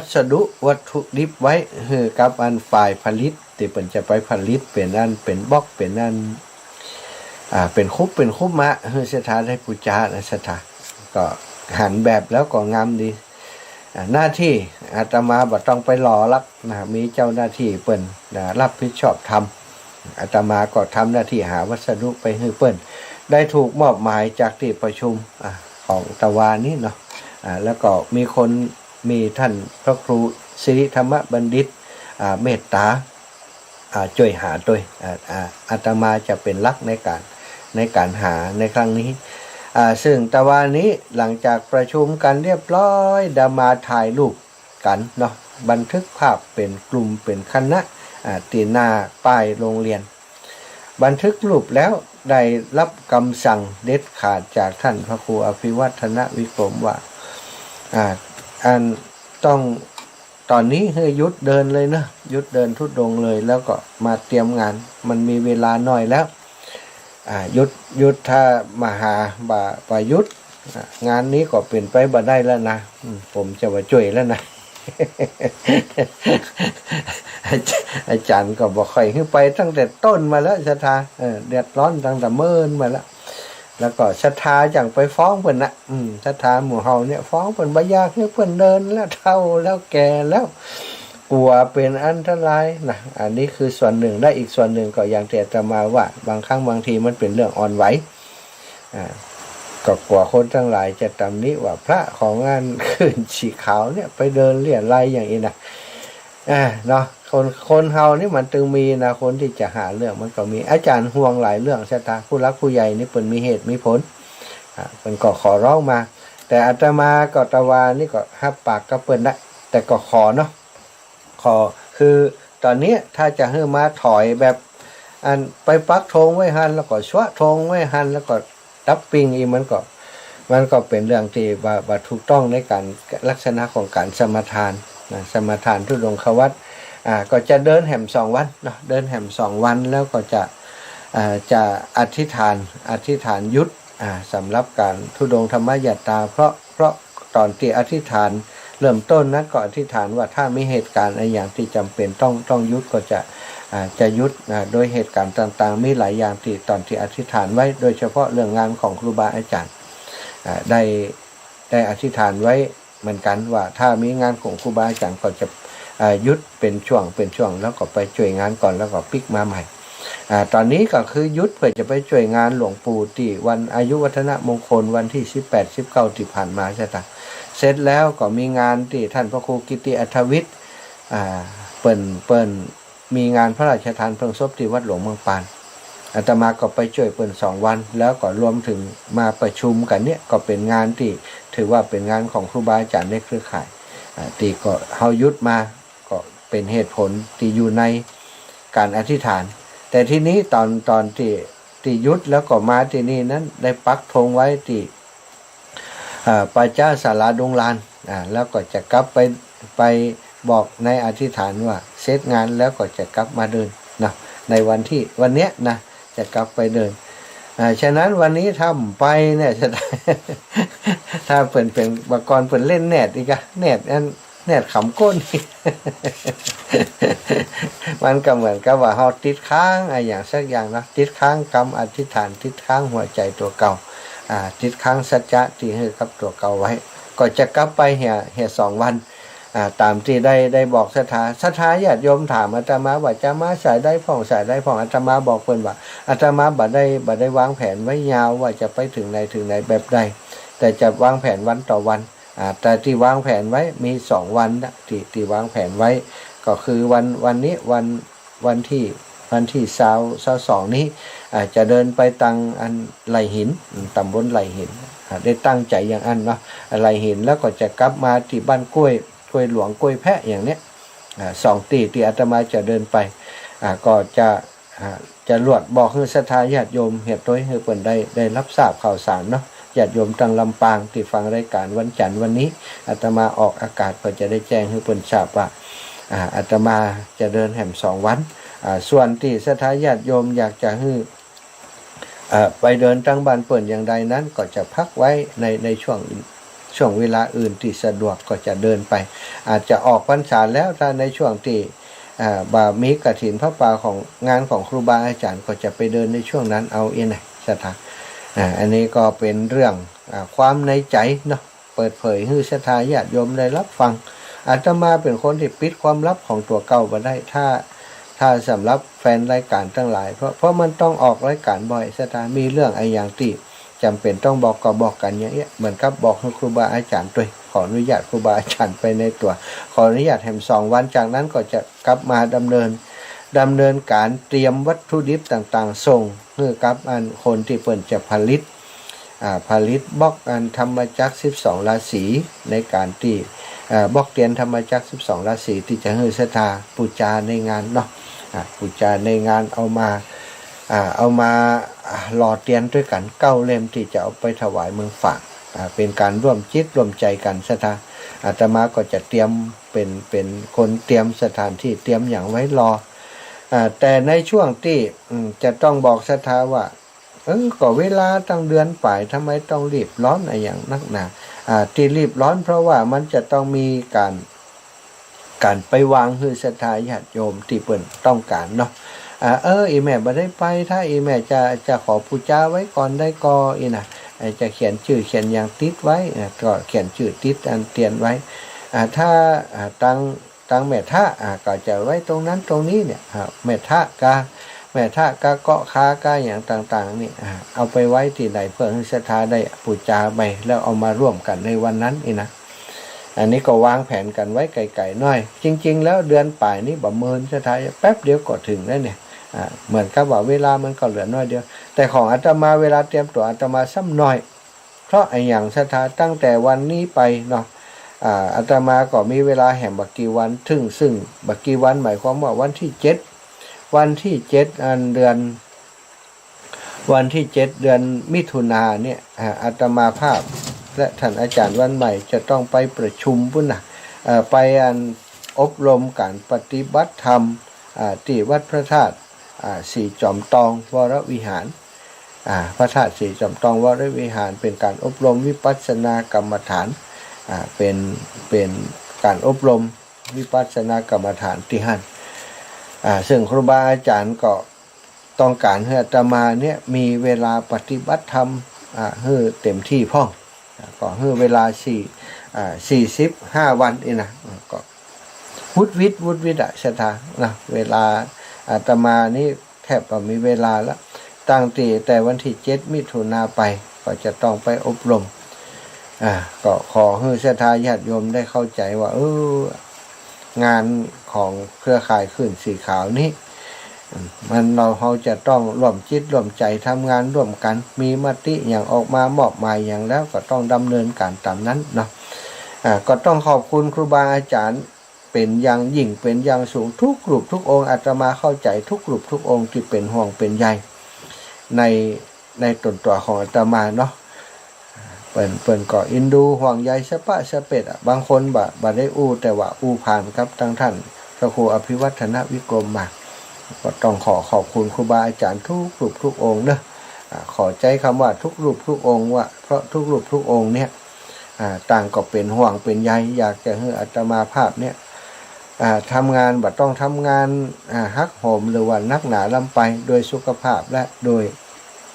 เรื่องราวต่างๆของสังคมในยุคนี้มันเป็นสิ่งที่ต้องระมัดระวังนะหลายอย่างเวลาที่อาตมาจะมีตั้งแต่วันที่22เนาะศรัทธาบาเดียวนี้ก็ขอ2วันก็คือวันนี้22กับ23 24นี้จะกลับมาเมืองปานละ24 25 26 27 28 29 30 31นะ31นี่31นี่ก็ได้ไปแห่มละนี่31นี่3ถึงวันที่30นะ24 25 26 27 28 29 30อันนี้คือเวลาที่อาตมาจะมีเวลาเตรียมงานเตรียมหาวัตถุดิบไปเหอะ ฝ่ายผลิตที่เพิ่นจะผลิตเป็นบล็อกอันเป็นผลิตเป็นอัน ธรรมจักร12ราศีมาเหอะศรัทธาได้ปูจาหล่อเตียนในวันที่15มีเวลาบอกกี่วันนะศรัทธาญาติโยมวันที่31ก็จะเดินทางไปที่วัดยางครามนะของท่านอาจารย์จีรเดชซึ่งก็เป็นท่านอาจารย์ได้เป็นพระครูแล้วพระครูวิรัตอีกอาตมาจำมาได้วิพัฒน์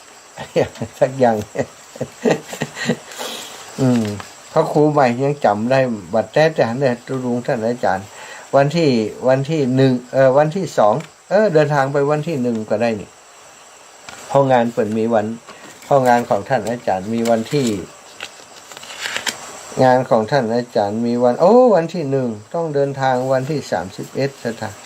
งานท่านอาจารย์มีวันที่1มิถุนายน2566เนอะขอเชิญร่วมทำบุญฉลองสมณศักดิ์สัญญาบัตรพัดยศสืบชะตาหลวงทำบุญอายุวัฒนมงคล54 ปี 34 พรรษาท่านพระครูวิพัฒน์บุญยสาร วิพัฒน์บุญยสารจิระเดชอนะระโสจิระเดชอนะระโสอายุเพิ่นได้54 ปี34พรรษานักธรรมเอกพทบเจ้าอาวาสวัดยางครามตำบลยางครามอำเภอได้หล่อจังหวัดเชียงใหม่งานมีวันที่1 มิถุนายนพุทธศักราช2566เนาะสถาญาติโยมวันที่31นี่31แต่รู้ต้องไปนี่ต้องไปร่วมขบวนแห่เพิ่นน่ะขบวนสัญญาบัตรพัดยศพระครูวิพัฒน์บุญยสารเดินทางไปรับสัญญาบัตรพัดยศที่วัดมหาวันแม่อาว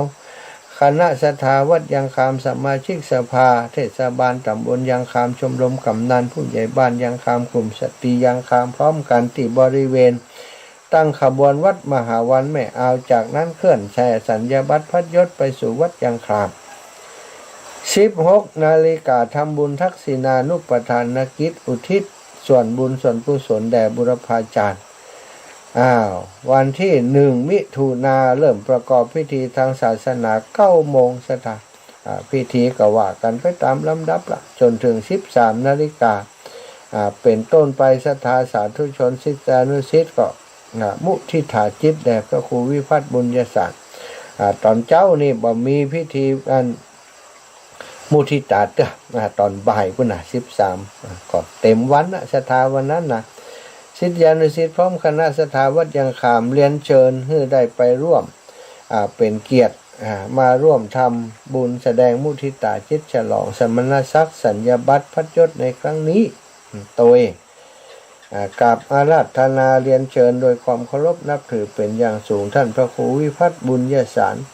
เจ้าอาวาสวัดยางคามพร้อมศิษยานุศิษย์ท่านใดมีความประสงค์ร่วมเป็นเจ้าภาพสังฆทานถวายพระสงฆ์ชุดละ 1,000 บาทถวายภัตตาหารเพลแด่พระสงฆ์รูปละ100 บาทติดต่อที่พระครูวิพัฒน์บุญยสารโทรศัพท์มี2 เบอร์0892647575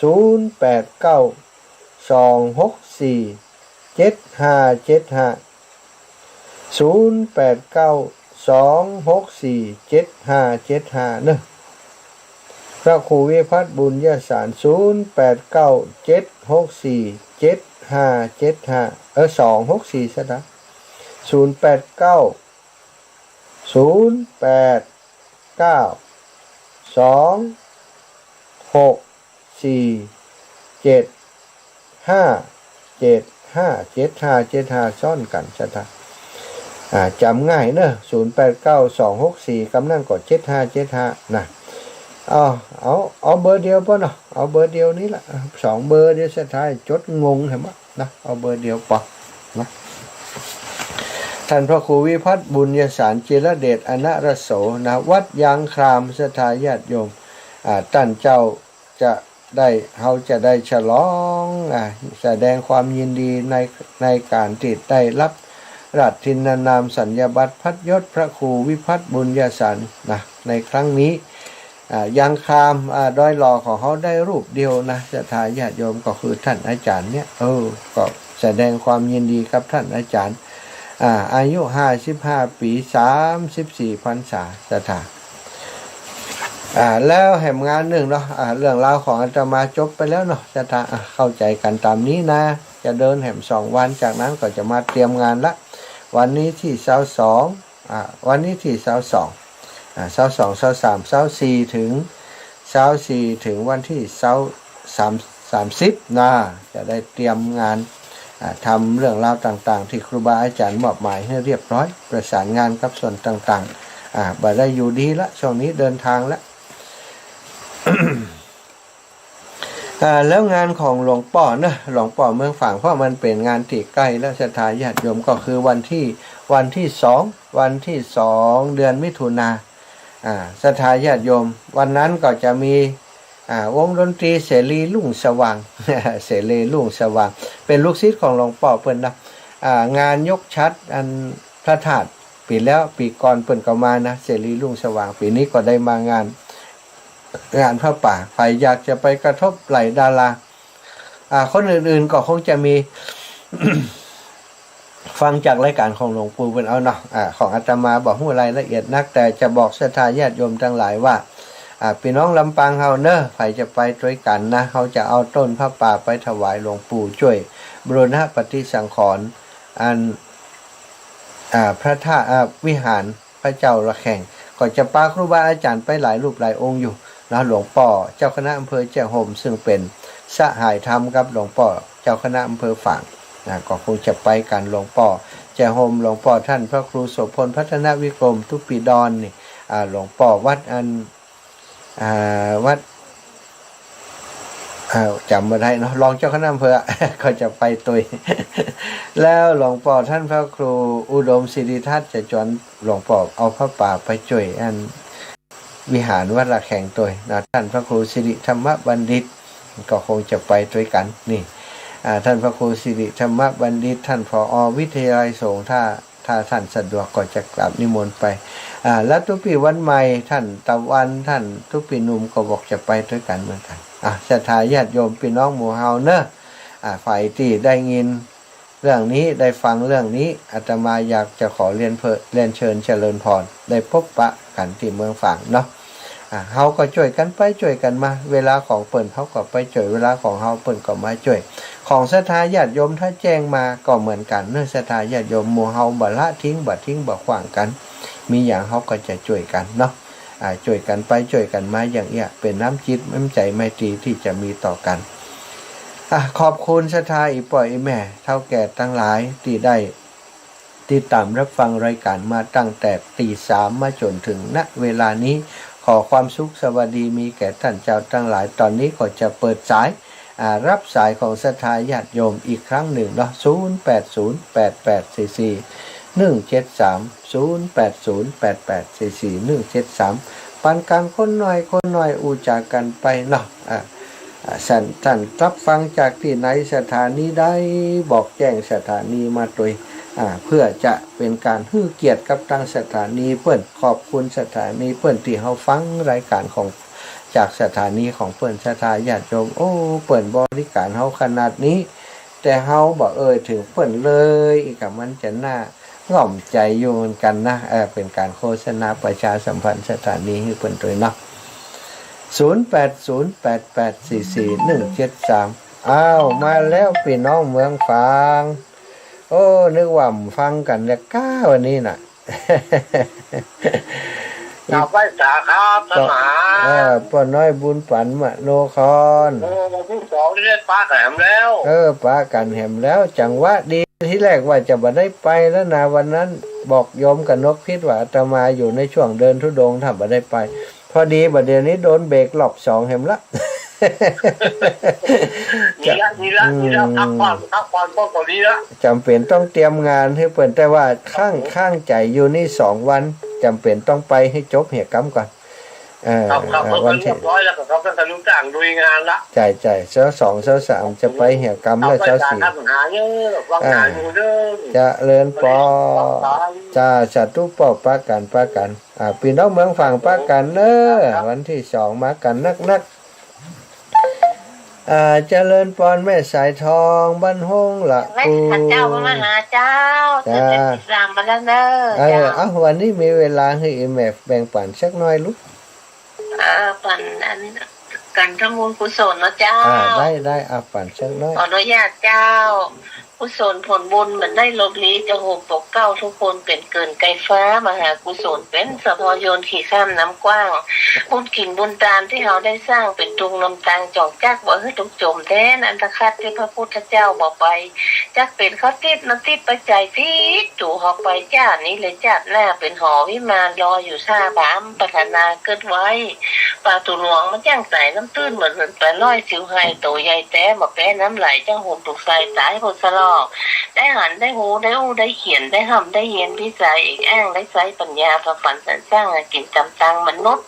ประกองไปกินถึงศีลพระพุทธชุดจริตชูชีวีจุดถึงจนยักไหลจุงวังในศักดิ์ศรีหวังทางความดีสื่อไว้หวันไปนาสื่อไว้หวันไปนาเจ้าอนุโมทนาตัวเลิศสาธุเจ้าจ้าจะเลินปอนขอบคุณอีแม่หลายๆเนอะเปิดมีคำกรจ ขึ้นใจเลยเนาะโยมแม่บัวพัดกุหลาบต้นซ่านเมืองฝางส่งหูไปเฮือแล้วเนอะแม่บัวพัดกุหลาบส่งหูเตียนโยมปีละพีพันเครือโยเนาะเจริญปอนแม่สุแก้วคำอ้วนศรีโพธารามแม่ฟังอยู่ต้องมาชั่วโมงแรกแล้วนะเจ้าแอบฟังอยู่รักฟังอยู่เนาะเป็นกำลังใจให้กันตลอดขอบคุณดีแม่นะบางห่วงแล้วเนอะเพราะอยู่บ้านเฮาแล้วอยู่บ้านเฮาแล้วห่วงกันนะเนาะสบายบ้านเฮานี่ไปไหนห่วงเรื่องเดียวนะชะทาเขไปฉันเข้าบ้านเปิ่นติ๊กๆเนี่ยอิดนะ เดินทุดงบ่ได้เดินดีละว่าฉันเจ้าที่บ้านแม่บ่ว่าฉันเพชรมันแม่นะอยู่นี่หลายนะอีนะโอ้อินดูคุณนะเจ้าไม่หันละเนาะเจ้าสบายใจละเนาะแม่เนาะเจ้าขอบคุณอีแม่อนุโมทนาบุญรักษาเนอะแม่เนอะจ้าบุญรักษาเจริญปอนอีแม่ว่าจารย์มันมาหาแค่มันได้ถึงขั้นถึงวัดน้อยโอ้เดินต่างเที่ยวต่างเนาะวันนั้นมาถึงบ้านที่มุ่งป่านได้เนาะเจ้าแม่เจ๊คนขับรถเก่งเนาะโอ้เจ๊ป๊บแป๊บอ่ะข้องนะข้องแล้วมาตั้งรัดมันเก่งขนาดพวกอะไรที่รถอะไรโอ้คำเดียวล่ะเก่งแต่ที่กำลังใจนั่นแม่เนอะเจ้าอีแม่วันที่2ป้ากันเนอะเจ้ามาจากเจ้าบุญรักษาโยมแม่บัวพัดกุหลาบต้นซ่านเมืองฝางนะหลายท่านหลายคนนะเมืองฝางนี่โอ้อ่านคบหาเคารพนับถือกันมานะหลายท่านหลายคนก็ขอบคุณท่านเจ้าทั้งหลายเจริญปอนไว้สาครับเราทางใดเอ่ยจากลำพูนครับเราลำพูนนี่เบอร์ใหม่จากวันลำพูนเบอร์ใหม่กะครับคนนานยังก็ฟังอยู่เนอะคนนานปั้นกะครับไปแอวเมืองฝั่งด้วยกันก็วันที่2นี่วันที่2ครับเพราะฉะนั้นพ่อจะส่งเงินไปรอเตรียมไปเลยโอ้ดีกะดีลูกพ่อส่งไปให้เลยโอ้ดีโอ้ลูกเป็นพระครูกะลูกเป็นพระครูกะบริจาคไป500เนอะโอ้สาธุครับเขาเรียนภาษานะครับปนันปั้นนามสกุลหยังนามสกุลอินมะครับโอ้อินมะเนาะอินมะอยู่จนเอาต้นไม้ตะกอนถึงต้นไม้ไปปลูกนะครับโอ้สาธุขอบคุณอีปอจากละปูนแล้วปอเนาะสาธุขอส่งไปเลยสาธุปอสาธุบุญรักษาเนอะปอเนอะไว้สาครับฟังอยู่ตลอดครับสาธุจ้ะญาติโยมทั้งหลายที่อยู่แถวอันดอยหลอดแถวสันปะตองแถวเชียงใหม่ของเฮาเนอะตลอดถึงละปูนนะแฟนรายการหมู่เฮาเนี่ยทีมงานอีกคนนึงของเฮาก็คือท่านอาจารย์จิรเดชอนันละโสนี่ละวิพัฒน์บุญยสารนี่เนาะวิพัฒน์บุญยสารท่านพระครูใหม่นะวิพัฒน์บุญยสารเจ้าอาวาสวัดยางคามนะเปิ้นจะมุทิตาแล้วก็เจริญอายุวัฒนมงคล54 ปี34 พรรษาในวันที่1 เดือนมิถุนายน 2566แห่พัดในวันที่31 สถาตอนบ่ายโมงแล้วก็เอามาจากวัดอันแม่เอาอีกเดี๋ยวจากวัดแม่เอาเนาะวัดมหาวันนะจากวัดมหาวันมาที่วัดยางคามในเวลา 15 นาฬิกา16 นาฬิกาทำบุญทักษิณานุปทานกิจอุทิศแด่บุรพาจารย์ของเปิ้นเนาะนี่วันที่31แล้วงานก็คือวันที่1นี่ประกอบพิธีตั้งศาสนาอ่านตาตั้งเจริญชัยมงคลคาถาจุดธูปเทียนบูชาพระรัตนตรัย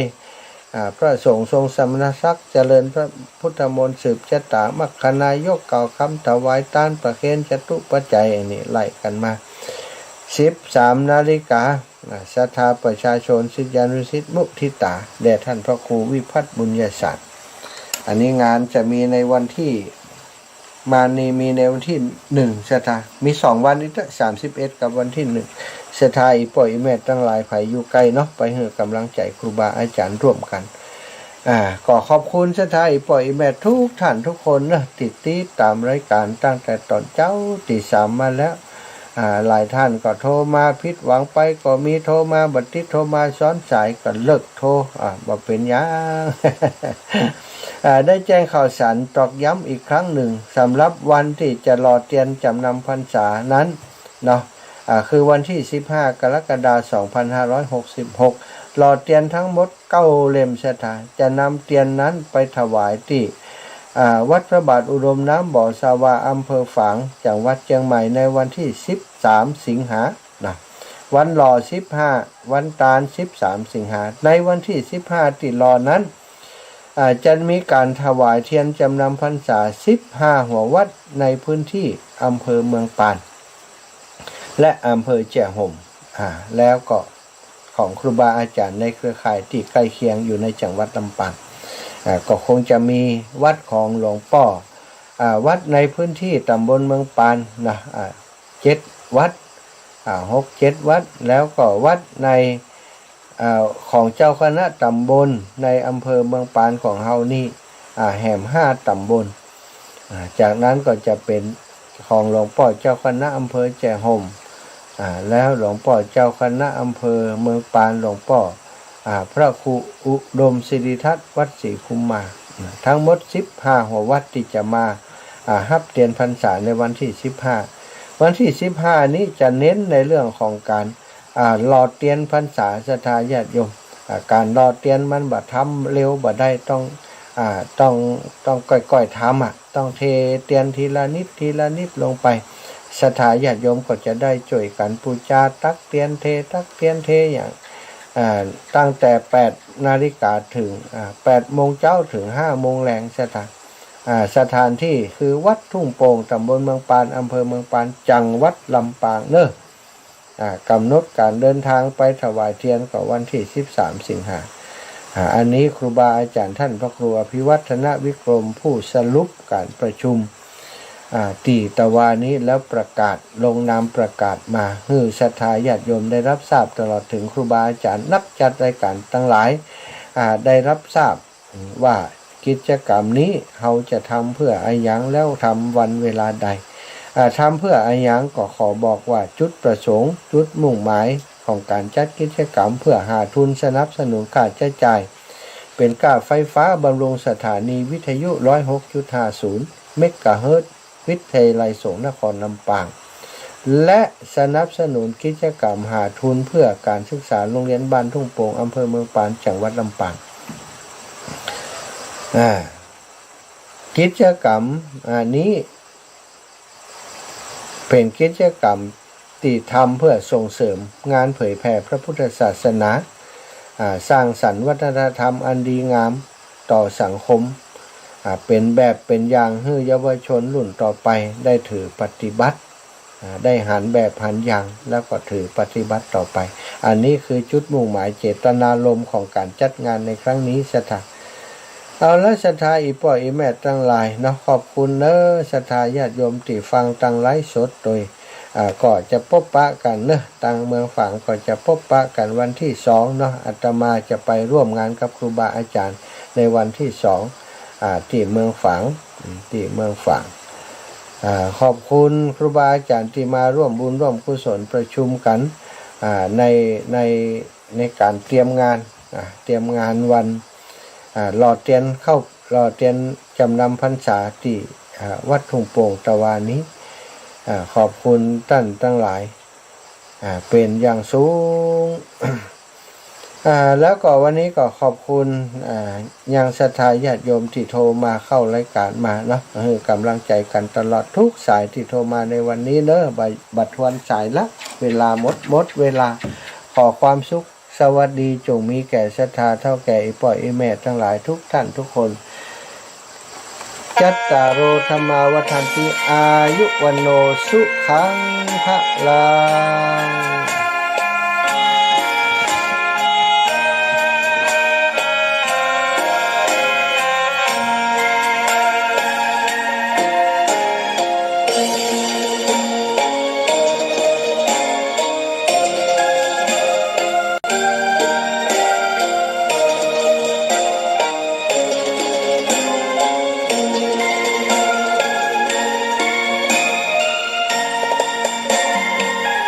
ดอกบัวดอกหนึ่งตึงใจไว้เพื่อบูชาแด่องค์พระศาสดาสัมมาสัมพุทธเจ้า